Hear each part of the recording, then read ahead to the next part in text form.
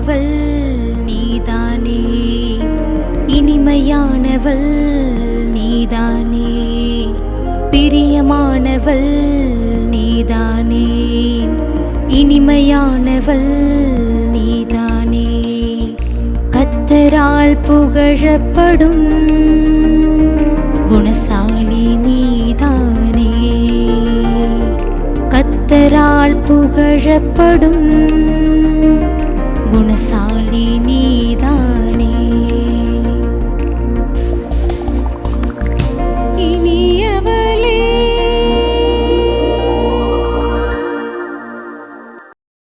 ஆண்டவராகிய இயேசு கிறிஸ்துவின் இனிய நாமத்தில் இனியவளே என்கிற இந்த பெண்களுக்கான சிறப்பு நிகழ்ச்சிக்கு உங்களை அன்புடன் வரவேற்கிறோம். உங்களை இந்த நிகழ்ச்சி மூலம் பார்க்கறதுல எங்களுக்கு ரொம்ப சந்தோஷம். இந்த நிகழ்ச்சி உங்களுக்கு ரொம்ப பிரயோஜனமாக இருக்கும்னு நாங்கள் நம்புகிறோம். இந்த நிகழ்ச்சியை பற்றின விவரங்களை உங்களுக்கு தெரிந்தவங்களுக்கு, உங்கள் நண்பர்களுக்கு நீங்கள் ஷேர் பண்ணுங்கள். இதன் மூலம் அவர்களும் தேவனுடைய நாமத்தை துதிக்கவும் தேவனால் ஆசீர்வாதத்தை பெற்றுக்கொள்ளவும் இது உபயோகமாக இருக்கும். இந்த நாளிலும் கூட உங்கள் வாழ்க்கையில் இந்த விஷயம் நடக்குமா நடக்காதா அப்படின்னு நிறைய கேள்விகளோடு காத்திருக்கிறீங்களா? ஆனால் நம் தேவன் சொல்கிறார், என்னால் ஆகாத காரியம் ஒன்றுண்டோ? நம் தேவனால் கூடாத காரியம் ஒன்றுமே இல்லை. இப்பொழுதும் கூட நம்முடைய விஎம் மிஷனரிகள் ஆகாதது ஒன்றுமில்லை என்கிற பாடலை பாட வருகிறார்கள். அவர்களோடு இணைந்து நீங்களும் தேவனை மகிமைப்படுத்துங்கள். ஆண்டவர் உங்கள் வாழ்க்கையில் பெரிய காரியங்களை செய்வார்.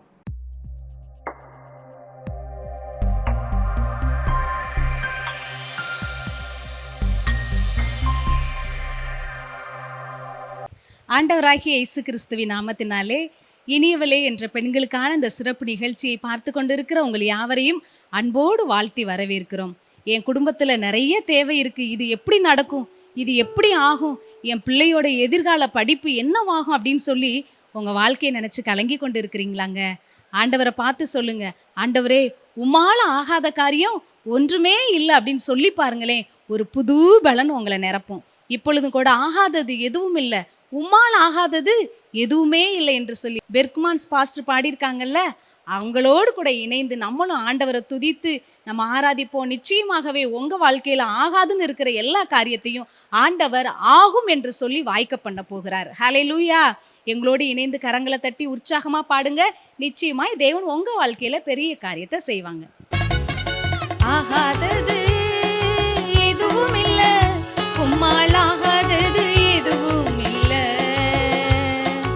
ஆகாதது எதுவும் இல்லை, உம்மால் ஆகாதது எதுவும் இல்லை. அகிலம் அனைத்தையும் உண்டாக்கி ஆளுகிறீர், அகிலம் அனைத்தையும் உண்டாக்கி ஆளுகிறீர். ஆகாதது எதுவும் இல்லை, உம்மால் ஆகாதது எதுவும் இல்லை,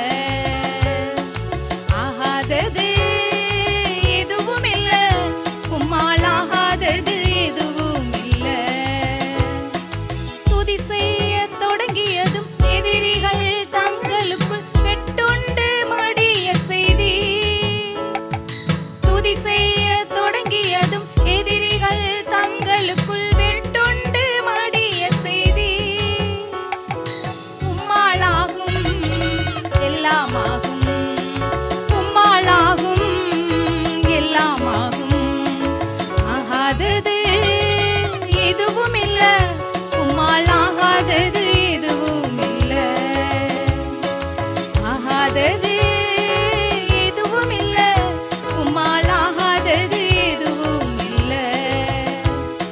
ஆண்டவரால் ஆகாத காரியம் ஒன்றுமே இல்லைங்க. இருந்த இடத்துல கண்களை மூடி, ஏசப்பா நீங்கள் என் வாழ்க்கையில் நினச்ச காரியத்தை யாராலும் தடுக்க முடியாதுப்பா, என்னுடைய வாழ்க்கையில் ஒரு அற்புதத்தை செய்யுங்க என்று சொல்லி ஆண்டவரை ஒரே ஒரு நிமிஷம் துதித்து ஆண்டவரை ஆராதிப்போமா? இருக்கிற இடத்துல கண்களை மூடி ஏசப்பாவோட முகத்தை நோக்கி பார்ப்போம். நமக்கு உதவி வரும் கண்மலை அவர் தாங்க. உங்கள் வாழ்க்கை அநேக பிரச்சனைகள் இருக்கலாம், அநேக கண்ணீர்கள் இருக்கலாம், அநேக போராட்டங்களை நீங்கள் கடந்து வந்து கொண்டு இருக்கலாம். எல்லா சூழ்நிலைகளையும் மாற்றுகிற தேவன் நம்மோடு கூட இருக்கிறார். நான் கலங்குகிற நேரத்தில், நான் கண்ணீர் வடிக்கிற நேரத்தில் எனக்கு ஆறுதல் சொல்கிறதுக்கு யாருமே இல்லையே அப்படின்னு சொல்லி கலங்கி கொண்டு இருக்கிறீங்களா? ஆண்டவருடைய முகத்தை நோக்கி பாருங்க. அவருடைய சமூகம்தான் நமக்கு ஆறுதல், அவருடைய சமூகம்தான் நம்முடைய தேறுதல், அவருடைய சமூகம்தான் நமக்கு எல்லாம் என்று சொல்லி நம்ம வேதத்தில் வாசிக்கிறோமே. ஆண்டவரே, உம்முடைய சமூகத்தில் வந்து உண்மையே நான் நோக்கி பார்க்கிறேன் என்று சொல்லி ஆண்டவரை துதிங்க. உள்ளத்தின் ஆழத்திலிருந்து, ஏசப்பா இம்மட்டு என்னை நடத்துனீங்கப்பா, இதுவரைக்கும் என்னோட குடும்ப வாழ்க்கையில், என்னுடைய பிள்ளைகளுடைய வாழ்க்கையில், என் கணவருடைய எல்லா பிஸ்னஸில், வேலை காரியங்களில் நீங்கள் கூடவே இருந்து நடத்தி வந்த எல்லா நன்மையான ஈவுகளுக்காக உமக்கு நன்றின்னு சொல்லுங்க. என் பலவீனத்துல எல்லாம் உங்க பலன் பூரணமாக விளங்குனதேப்பா, அதற்காக நன்றின்னு சொல்லி பாருங்க. எத்தனையோ குறைவுகள் மத்தியில், எத்தனையோ அசம்பாவிதங்கள், ஆபத்துக்கள் நெருங்கி வருகிற நேரத்திலலாம் அவர் உற்ற துணையாய், நமக்கு அடைக்கலமாய், பலனாய் இருந்தாரே, அதை நினைச்சு பார்த்து ஆண்டவருக்கு நன்றி சொல்லி பாருங்களேன். ஆண்டவரை துதிக்க துதிக்க அவருடைய பிரசன்னம் உங்களை நிரப்புங்க. மலை போல இருக்கிற எல்லா பிரச்சனைகளையும் அவர் பனியை போல மறைந்து போக செய்வார். இந்த நேரத்தில் துதிக்கிறீங்களா? உங்க வாய்களை திறந்து ஆண்டவருடைய நாமத்தை ஸ்தோத்திரம் பண்ணுங்க. நீர் யெகோவா ஈரே, எல்லாவற்றையும் நீர் பார்த்து கொள்ளுவீர். ஆண்டவரே, நீர் யெகோவா நீசி, எனக்கு வெற்றியை தருகிற தேவனா இருக்கிறீர், உமக்கு நன்றி என்று சொல்லி பாருங்க. என்னோட பிள்ளைகளோட ஸ்கூல் படிப்புக்கு நான் என்ன செய்ய போறேன்? என்னுடைய வீடு வாடகை கட்டுவதற்கு நான் என்ன செய்ய போறேன்? என் பிள்ளையோட எதிர்கால படிப்பின் தேவை ரொம்ப பெருசா இருக்குதே, நான் யார்கிட்ட போய் நிற்க போறேன் அப்படின்னு சொல்லி கலக்கத்தோடு இருக்கிறீங்களா? நீங்க கலங்கின நேரத்துல உங்க கையை பிடிச்சு நடத்துகிற தேவன், தேவை பெருசா இருக்குதா, அந்த தேவையை பார்க்கிலும் பெரியவர் நம்மோடு கூட இருக்கிறார். அவர் தான் இயேசு. அவரை நோக்கி கூப்பிடுங்க. ஆண்டவரே, நீர் என்னுடைய தேவையா இருங்க. ஆண்டவரே, என் தேவையை சந்திக்கிற தெய்வம் நீங்க தான் சுவாமி என்று சொல்லி பாருங்க. ஆண்டவர் உங்களுடைய எல்லா தேவைகளையும் அற்புதமாக சந்திக்கிற தேவனா இருக்கிறார். உங்களுடைய எல்லா தேவைகளையும் அவர் அற்புதமாய் சந்திக்க போகிறார். எங்களோடு இணைந்து பாடுங்களேன்.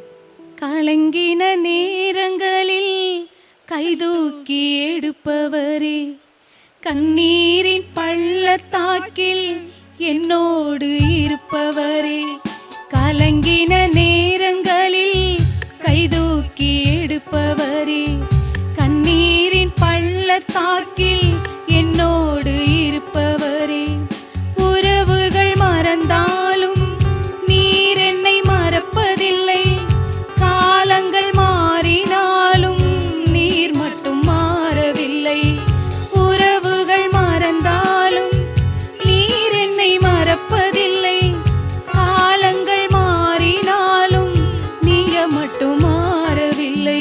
நீங்க தான்ப்பா என் நம்பிக்கை, உம்மையன்றி வேறு துணை இல்லை. நீங்க தான்ப்பா என் நம்பிக்கை, உம்மையன்றி வேறு துணை இல்லை. தேவைகள் ஆயிரம் என் முன் இருப்பினும் சோர்ந்து போவதில்லை, என்னோடு நீருண்டு. தேவைகள் ஆயிரம் என் முன் இருப்பினும் சோர்ந்து போவதில்லை, என்னோடு நீருண்டு. தேவையை காட்டிலும் பெரியவர் நீரல்லோ, நினைப்பதை பார்க்கிலும் செய்பவர் நீரல்லோ. தேவையை காட்டிலும் பெரியவர் நீரல்லோ, நினைப்பதை பார்க்கிலும் செய்பவர் நீரல்லோ. நீங்க தான்ப்பா என் நம்பிக்கை, உம்மையன்றி வேறு துணை இல்லை. நீங்க தான்ப்பா என் நம்பிக்கை, உம்மையன்றி வேறு துணை இல்லை. அப்பாவை பார்த்து சொல்லுங்களேன், அப்பா நீங்க தான் எனக்கு துணை. ஆண்டவரே, என் தேவைகளை சந்திக்க, என் பலவீனங்களை மாற்ற, என் குடும்பத்தை நடத்த, என்னுடைய இழப்புகளில் நான் வேதனை அடைகிற எல்லா துக்கத்தையும் சந்தோஷமாய் மாற்ற, என் கண்ணீரை களிப்பாய் மாற்ற நீர் போதும் சுவாமி, நீர் போதும் என்று சொல்லி பாருங்களேன். உங்களுடைய எல்லா கலக்கங்களையும் எல்லா கண்ணீரையும் அவர் களிப்பாய் மாற்றுவார். உங்க உள்ளத்துல ஒரு இனம் புரியாத சந்தோஷத்தை, சமாதானத்தை அவர் தருவார். அவர் நிரந்தரமான ஆவியை நமக்கு கொடுக்கிற தேவன், நிரந்தர சந்தோஷத்தை கொடுக்கிற தேவன். நீங்க தான்ப்பா என் நம்பிக்கை. 100% நம்பிக்கைக்கு உரியவர் நீர் ஒருவர் தான் சுவாமி. நான் உண்மையே நம்பி இருக்கிறேன், நான் உண்மையே நம்பி இருக்கிறேன் என்று சொல்லுங்களேன். எல்லாவற்றையும் அவர் பார்த்து கொள்ளுகிற தேவனா இருக்கிறார். அவ்வளோ அன்புள்ள தகப்பன் உங்களோடு கூட இருக்கும்போது நீங்க ஏன் கலங்கணும், நீங்க ஏன் கண்ணீர் வடிக்கணும்? ஆண்டவரே, என் கண்ணீரை நீங்க துருத்தியில வைத்திருக்கிற தெய்வம். ஆண்டவரே, நான் கலங்குகிற நேரத்தில் என்னை கையப்பிடிச்சு நடத்துகிற தேவன் நீர் இருக்க நான் கலங்க போவதில்லை என்று சொல்லுங்க. அப்பா, நீங்க என் வாழ்க்கையில இருக்கீங்க, அது எனக்கு போதும்னு சொல்லி பாருங்க. ஆண்டவரே, நாங்கள் உமக்கு நன்றி செலுத்துகிறோம்ப்பா. ஆண்டவரே, உம்மை நன்றியோடு துதிக்கிறோம்ப்பா. நீர் என்னுடைய வாழ்க்கையில போதும்னு சொல்லி யாரெல்லாம் உம்மை நோக்கி கூப்பிடுகிறார்களோ அவங்க வலது கையை பிடித்து நீங்க கடைசி வர நடத்துங்கப்பா, கடைசி வர நடத்துங்க சுவாமி. எல்லாவற்றையும் நீங்க பொறுப்படுத்திக் கொள்ளுங்க. துதி கன மகிமை எல்லாம் உமக்கு செலுத்துகிறோம். மீட்பர் இயேசு கிறிஸ்துவின் நாமத்தில் துதி ஸ்தோத்திரங்களை ஏறெடுக்கிறோம் ஜீவனுள்ள நல்ல பிதாவே, ஆமேன். என்ன நேயர்களே, நீங்களும் எங்களோட கூட இணைந்து தேவனை மகிமைப்படுத்துறீங்களா? இப்போதும் கூட நம்மளுக்கு செய்தி கொடுக்க வராங்க அனிதாக்கா. செய்திக்குள்ள போலாமா?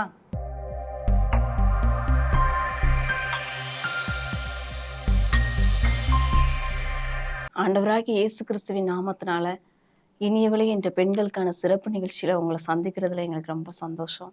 பெண்களை பார்த்து அநேகர் என்ன நினைப்பாங்க அப்படின்னா, இவங்க பாத்திரம் கழுவுறதுக்கும் இல்லை மற்ற வீட்டில் இருக்கிற வேலைகளை செய்கிறதுக்கும் தான் இவங்க லாய்க்கு அப்படின்னு நினைப்பாங்க.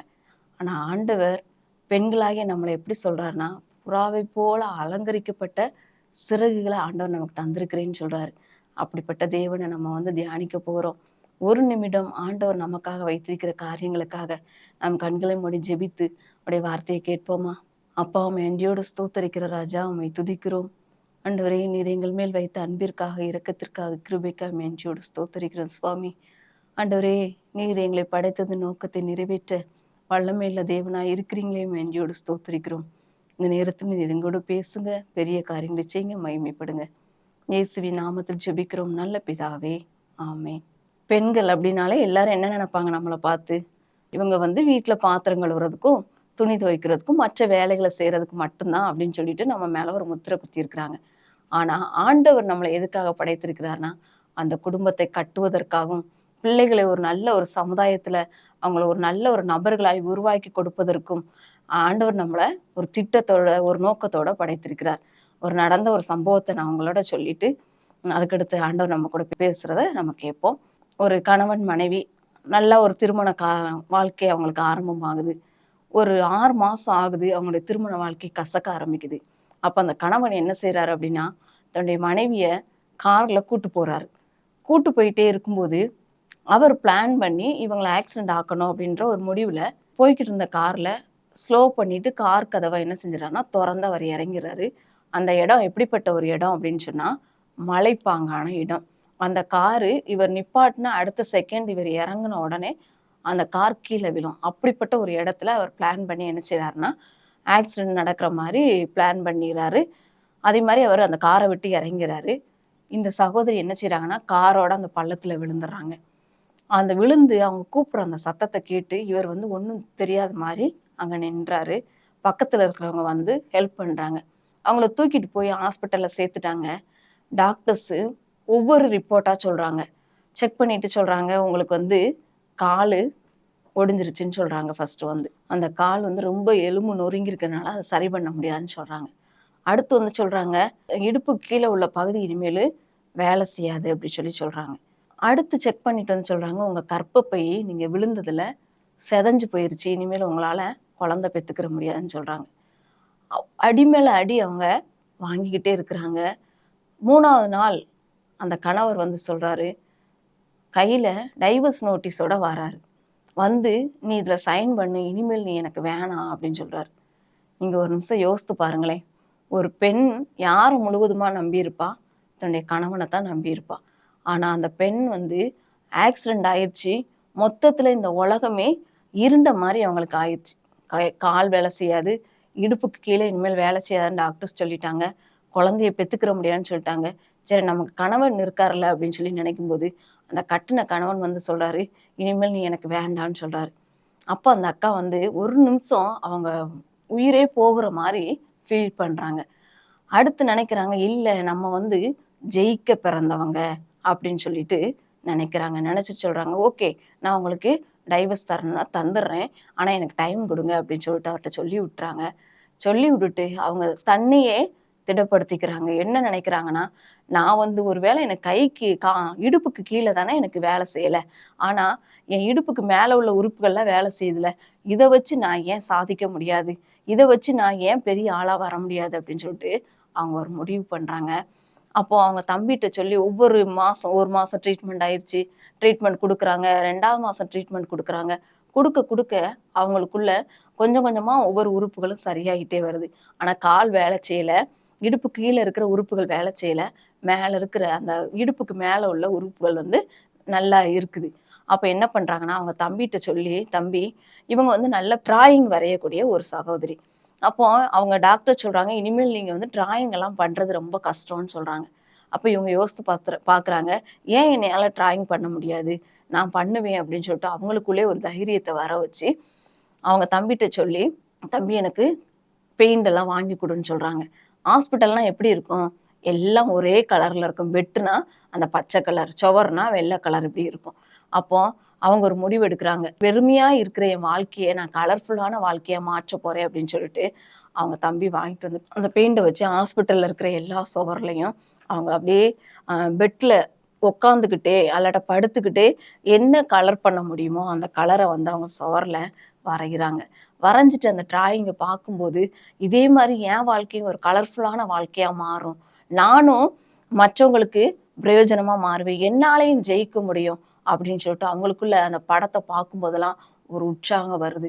அப்போ அவங்க முடிவு பண்றாங்க, என்னால குழந்தை பெத்துக்கிற முடியாதுதான், ஆனா நான் ஒரு குழந்தைக்கு தாயா நான் மாற முடியும்ல அப்படின்னு சொல்லிட்டு அனாதை ஆசிரமத்துல போய் ஒரு குழந்தைய தத்தெடுக்கிறாங்க.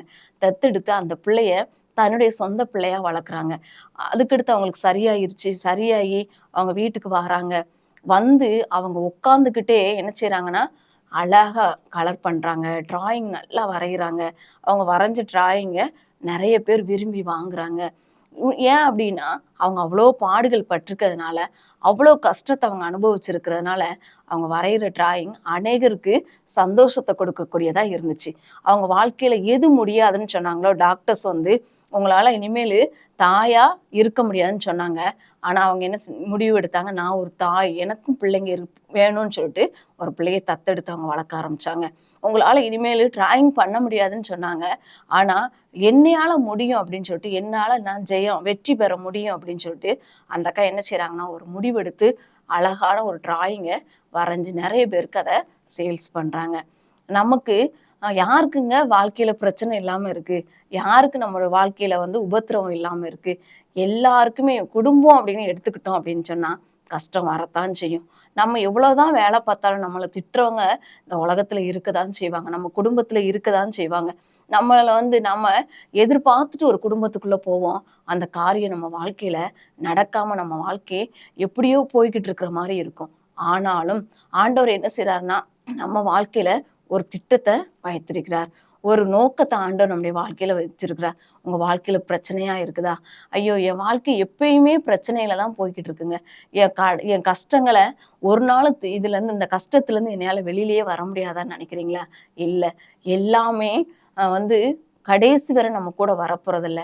கஷ்டமும் நிரந்தரமானது இல்லை, உபத்திரவங்கள் நிரந்தரமானது இல்லை, பாடுகள் நிரந்தரமானது இல்லை, கண்ணீர் நிரந்தரமானது இல்லை. ஏன்னா எல்லாமே கடந்து போகக்கூடியது. ஒரு உலக பிரகாரமான ஒரு பெண்ணே தன்னுடைய வாழ்க்கையில எது முடியாதுன்னு சொன்னாங்களோ அதை செய்யறதுக்கு அவங்க ஒரு தைரியமா இருந்தாங்க. என்னையால வெற்றி பெற முடியும்னு அவங்க நினைச்சாங்க, வெற்றி பெற்றாங்க. இன்னைக்கு நமக்கு யார் இருக்கா? பரம தகப்பன் இருக்கிறாரு. நம்ம சோர்ந்து போய் உட்காரும் போது அவர் தன்னுடைய தோளை தர்றதுக்கு நம்ம ஏசப்பா இருக்கிறாங்க. நம்ம கண்ணீர் வடிச்சோன்னா, நான் உன் கூட கண்ணீர் வடிக்கிறேன்னு சொல்ற நம்முடைய தகப்பன் இருக்கிறாருங்க. அப்படி இருக்கும்போது நம்ம சோர்ந்து போய் அதே பிரச்சனையில, பாடுல, கண்ணீர்ல உட்கார்றதுக்கா நம்மளை ஏசப்பா அழைச்சாரு? இல்லவே இல்லை. இது எல்லாமே நிரந்தரம் இல்லைன்னு சொல்லி ஏசப்பா சொல்றாரு. நம்ம பாடுகள் வரும்போது, உபத்திரவங்கள் வரும்போது, உங்களை இல்லாத காரியங்கள்ல உங்களை வந்து திட்டுறாங்களா, அல்லாட்டா அதனால நீங்க பிரச்சனைகளை அனுபவிச்சு கொண்டு இருக்கிறீங்களா, நீங்க கவலையே படாதீங்க. ஏசப்பா அந்த காரியத்துல ஜெயம் கொள்றதுக்கு, வெற்றி கொள்றதுக்கு ஆண்டவர் நமக்கு உதவி செய்வார். வெளிப்படுத்தல் 21:7 வாஸ்தம் அப்படின்னு சொன்னா, ஜெயங்கொள்கிறவன் எல்லாவற்றையும் சுதந்தரித்துக் கொள்வான். நான் அவன் தேவனாய் இருப்பேன், அவன் என் குமாரனாய் இருப்பான். ஜெயங்கொள்கிறவன் என்ன செய்வானா? எல்லாவற்றையும் சுதந்தரித்துக் கொள்வான். ஒருவேளை உலக பிரகாரமான காரியமாகவும் இருக்கலாம், பரலோகத்துக்கு நம்ம போக வேண்டிய காரியமாகவும் இருக்கலாம். எல்லாவற்றையும் சுதந்தரித்துக் கொள்றதுக்கு ஆண்டவர் நம்மளை மாற்றுகிற தேவனா இருக்கிறார். ஆண்டவர் சொல்றாரு, ஜெயம் கொள்ளுகிறோம் அப்படின்னா ஆண்டவர் நமக்கு தேவனா இருப்பாராம், நம்ம அவருக்கு குமாரத்திகளா இருப்போங்க. அதனால நீங்க சோர்ந்து போக வேண்டாம். நாங்க ஒரு இடத்துக்கு போயிருந்தோம். அங்க டேமு, பெரிய டேமு, தண்ணி பயங்கர ஸ்பீடா போய்கிட்டே இருக்குது. அதுல குட்டி குட்டி மீன்கள் இருக்கு. அந்த மீன்கள் என்ன செஞ்சுச்சு தெரியுமா? அந்த ஸ்பீடா போற தண்ணியில அதை அடிச்சுக்கிட்டே போகல. அந்த தண்ணி பயங்கர ஸ்பீடா வந்தாலும் அதுல இருந்து எதிர்நீச்சல் போட்டு அது எங்க நிக்கணும்னு நினைக்குதோ அந்த இடத்துக்கு குதிச்சு குதிச்சு வர்றதை என்னால பார்க்க முடிஞ்சிச்சு. அதே மாதிரிதாங்க நமக்கும் அந்த அலைகள் போன்று அந்த தண்ணீர் அடிச்சுட்டு போறது போல வாழ்க்கை நமக்கு நடந்துகிட்டே இருக்கலாம். அப்படிப்பட்ட வாழ்க்கையில நீங்க போய்கிட்டு இருக்கலாம். தண்ணி எப்படி ஸ்பீடா அடிச்சுட்டு போகுதோ, இனிமேல் என்னையால முடியாது அப்படின்ற ஒரு சூழ்நிலைக்குள்ள நீங்க தள்ளப்பட்டிருக்கலாம். ஆனா அந்த மீன் எப்படி எதிர்நீச்சல் போட்டு அது எங்க இருக்குன்னு நினைக்குதோ அந்த இடத்துக்கு வர்றது மாதிரி நம்மளும் பரம தகப்பன் நம்ம கூட இருக்கிறாரு. நமக்கு உதவி செய்யக்கூடிய ஏசப்பா நம்ம கூட இருக்கிறாரு. அதனால சோர்ந்து போய் உட்கார்ந்துருக்கிற நீங்க உங்களுக்காக ஆண்டவர் வைத்திருக்கிற அந்த இடத்துக்கு வரணும்னு சொல்லிட்டு நீங்க முயற்சி பண்ணுங்க. உங்களால நம்ம செய்யணும்னு நினைச்சோம் அப்படின்னா கண்டிப்பா முடியவே முடியாது. ஆனா ஆண்டவர்கிட்ட நம்ம ஹெல்ப் கேட்கும்போது ஆண்டவர் நமக்கு உதவி செய்யறதுக்கு அவர் வல்லமை உள்ள தேவனா இருக்கிறார். ஒருவேளை பைபிளை நம்ம பார்த்தோம் அப்படின்னா மரியாள், அதை நம்ம வாசித்தோம் அப்படின்னா மரியாள்கிட்ட ஆண்டவர் தேவதூதன் சொல்றாரு, நீ கர்ப்பவதியாகி ஒரு குமாரனை பெறுவாய் அப்படின்னு சொல்லிட்டு. நம்ம வாசிக்கும் போது ஈஸியா தாங்க இருக்கு. ஒரு வாலிப பெண், ஒரு கன்னி பெண் கர்ப்பவதி ஆகுறது எவ்வளவு ஒரு இழிவான காரியம். ஒரு குமாரனை பெற்றெடுக்கிறானா அந்த சமுதாயம் அன்னைக்கு அந்த மரியாள் அக்காவை எப்படி பேசியிருப்பாங்க, அவங்க கூட இருந்தவங்க எப்படி பேசியிருப்பாங்க, அவங்க என்ன நிந்தையை அனுபவிக்காமையா இருந்திருப்பாங்க, அவங்க கண்ணீர் வடிக்காமையா இருந்திருப்பாங்க, அவங்க கணவரே அவங்கள எப்படி ஃபர்ஸ்ட் முதல்ல நினைச்சிருப்பாங்க, அவங்க அம்மா அப்பா என்ன நினைச்சிருப்பாங்க, அவங்க கூட இருந்தவங்க சமுதாயம் என்ன நினைச்சிருக்கும், எல்லாரும் எவ்வளவு பேச்சு பேசியிருப்பாங்க.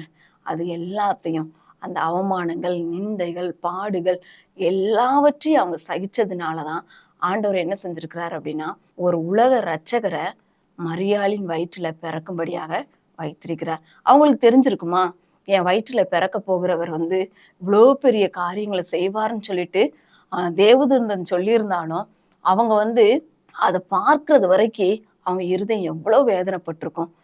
ஆனா உலக இரட்சகர், இந்த உலகத்துல இருக்கிற ஜனங்களை எல்லாம் மீட்பதற்குரிய ஒரு தலைவன் என் வயிற்றுல பிறக்க போறார், பிறந்திருக்கிறாரு. இயேசு கிறிஸ்து பிறந்த பிறகு அவரை பார்க்கும்போது அவங்க தாய்க்கு எவ்வளோ ஒரு சந்தோஷமா இருந்திருக்கும். அதே மாதிரிதாங்க இன்னைக்கு நமக்கு வருகிற அந்த உபத்திரவங்கள், பாடுகள், அவமானங்கள், நிந்தைகள், மற்றவங்க பேசுற வார்த்தைகள் உங்களை துக்கப்படுத்தக்கூடியதாவே இருக்கலாம். ஆனா நீங்க அந்த துக்கத்துல இருக்கிறதுக்கு ஆண்டவர் உங்களை அழைக்கவில்லை.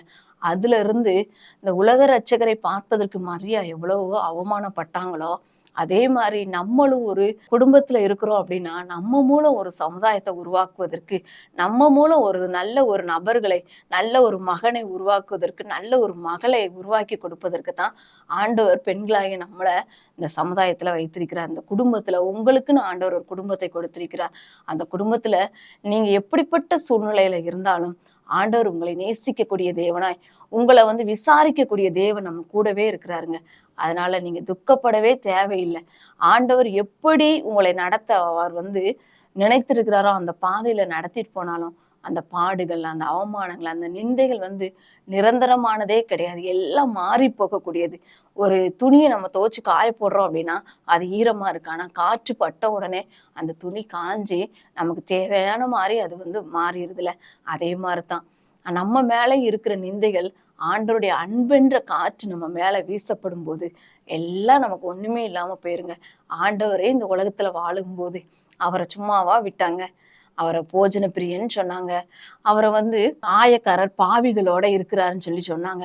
அவரையே அப்படி பேசும்போது நம்மெல்லாம் ஏமாத்துறங்க. அதுவும் நீங்களும் நானும் ஏமாத்துறோன்னு கொஞ்சம் யோசித்து பாருங்களேன். நம்மளுக்கு கண்டிப்பா ஆண்டவர் சொல்றாரு, இந்த உலகத்தில் உங்களுக்கு உபத்திரவம் உண்டு அப்படின்னு சொல்றாரு. ஆனாலும் ஆண்டவர் உபத்திரவம் உண்டுன்னா அந்த உபத்திரவத்திலேயே நம்மளை வைக்கிறதுக்கு ஆண்டவர் தெரிந்து கொள்ளவில்லை. அந்த உபத்திரவத்துல இருந்து வெற்றியோட ஜெயத்தோட வெளியில வந்து நம்ம சாதிக்க வேண்டிய காரியங்களை சாதிப்பதற்கு, ஆண்டவருக்காக எதையாயிலும் செய்வதற்கு இந்த நம்ம ஆகஸ்ட் 15 யூத் மீட்டிங் வச்சிருக்கிறோம். அந்த 1,00,000 வாலிபர்களை ஆண்டவர் நம்மளை கூட்ட சொல்லி இருக்கிறாரு. கொஞ்சம் யோசித்து பார்த்தோம் அப்படின்னா உங்களால முடிஞ்சது என்னன்னு சொல்லிட்டு நீங்க சிந்திச்சு பாருங்களேன்.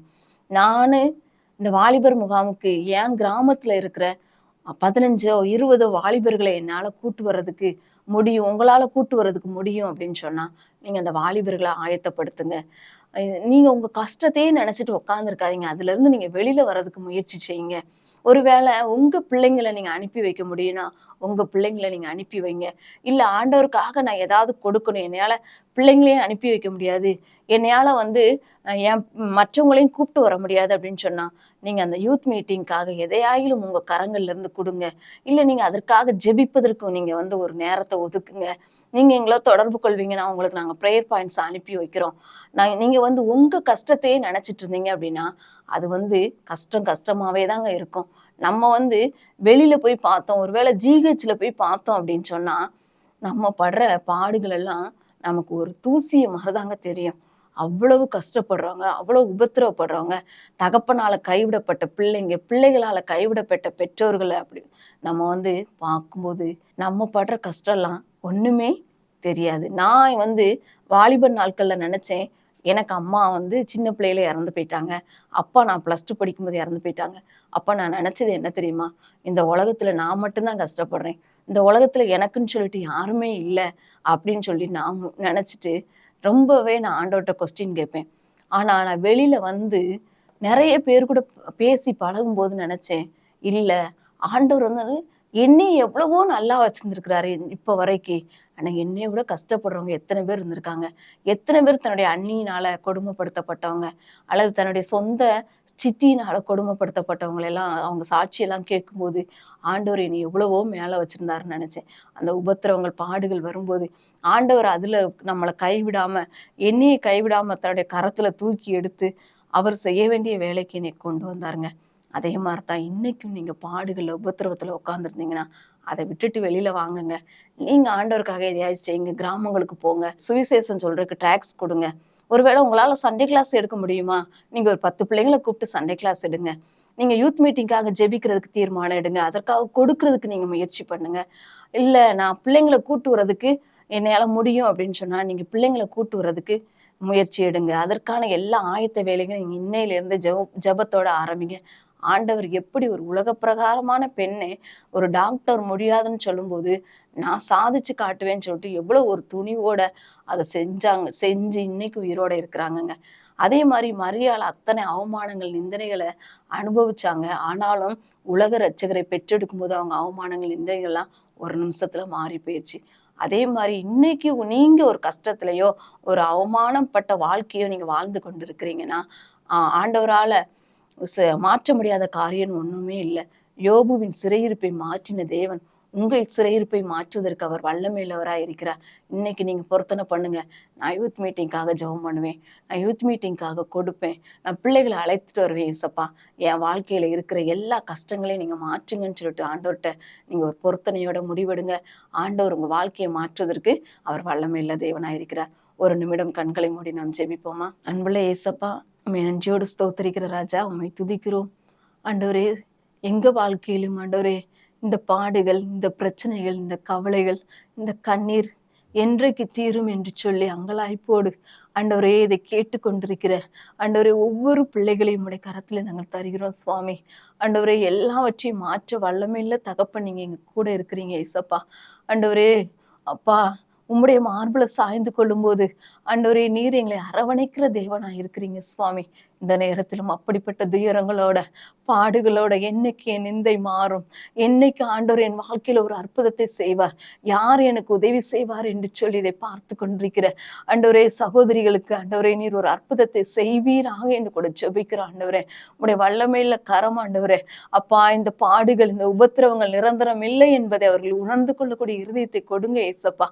எல்லாம் ஆண்டவரை நிழல்பட்ட ஆண்டவரே ஏசப்பா அப்பா அப்பா காற்றுப்பட்ட அந்த வஸ்திரம் எப்படி உணர்கிறதோ அப்பா உலர்ந்து போகிறதோ அதே போல இவங்க வாழ்க்கையில இருக்கிற எல்லா பாடுகளும் மாறி போகும் சொல்லி ஆண்டவரே நீர் அவர்களோடு இடைப்படுவீராக என்று கூட ஜெபிக்கிறேன் ஏசப்பா. ஆண்டவரே அவங்க நீங்க வைத்திருக்கிற நோக்கத்தை, நீங்க வைத்திருக்கிற திட்டத்தை அவங்க வாழ்க்கையில நீங்க நிறைவேற்றுவீராக என்று கூட ஜெபிக்கிறோம் ஆண்டவரே. அப்பா நீங்க உதவி செய்ய வல்லமை இல்லை தேவன் ஆண்டவரே. அப்பா இந்த பிள்ளைகள் வாழ்க்கையில் இருக்கிற பாடுகள் கஷ்டங்கள் மாறட்டும் சுவாமி.